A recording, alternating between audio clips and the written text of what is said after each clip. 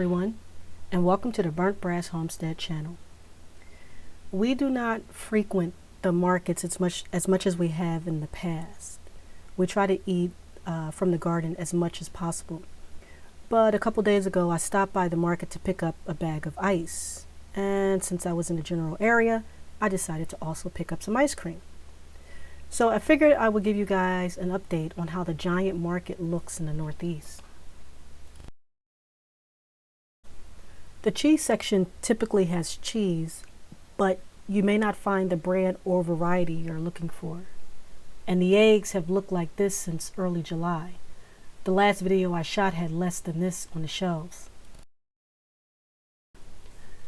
The bread appears to be stocked pretty well. There are minor gaps, but the yogurt has huge gaps. I guess this is true for most of the dairy sections.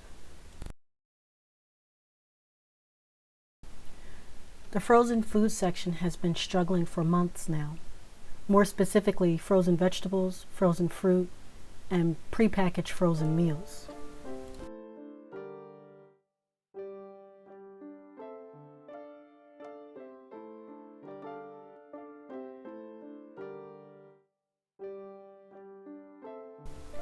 The ice cream section looks okay, but this section was pretty much a competition at getting shelf space.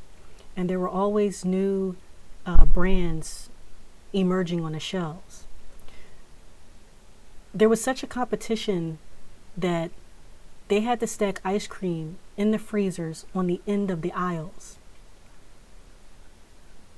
And there was always a sale on ice cream. And if they sold out of the flavor due to the sale, you could likely come back in 1 or 2 days and they would be restocked. But now, good luck.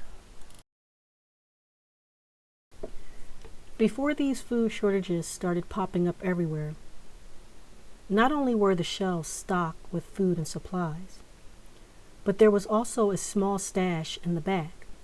When a particular item was that I was looking for on the shelves was not available, I would politely ask a worker if they could check the back to see if there were any more.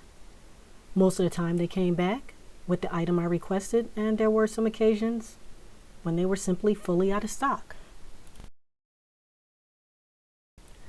For those of you who have not been slowly putting away food for hard times, think about that report of a coming winter storm that would only last 1 or 2 days. What happened to the food and supplies in the store? Now, take a good look at the items on the shelves. Really take a good look the next time you go shopping.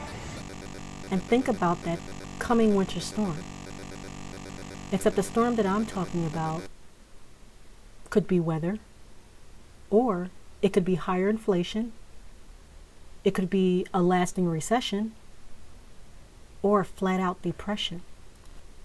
Now, think how quickly you think you can beat everyone to the stores for food and supplies in the event of an emergency, and how you would get home safely when demand is so much higher than supply. And let's say you are fast enough to get to the store. How much do you think you can really carry out? A couple days worth of food? When in reality, you may need weeks and months? If you still cannot develop a mental picture of the utter chaos, try looking up Black Friday videos from the past and look at the massive crowds of people all shopping at the same time.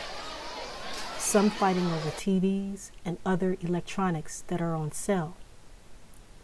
Now, imagine it's food and the fear one will have of starving. And in your hand, you hold bread and a couple cans of food. And someone looks at you and think that they deserve it more because they have to feed their family.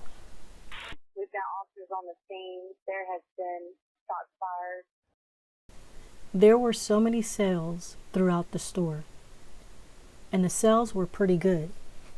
I am not sure why there were so many sales, but definitely take advantage of it if this is occurring in your area stores.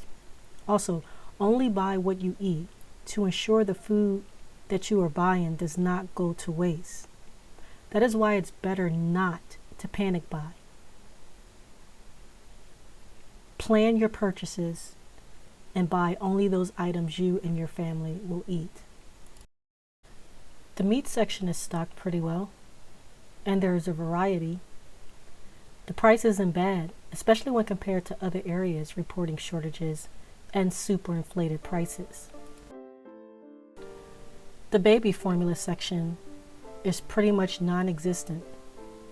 They lock the formula up in the front of the store, so you will need an associate to get the formula for you, and you are limited to 2.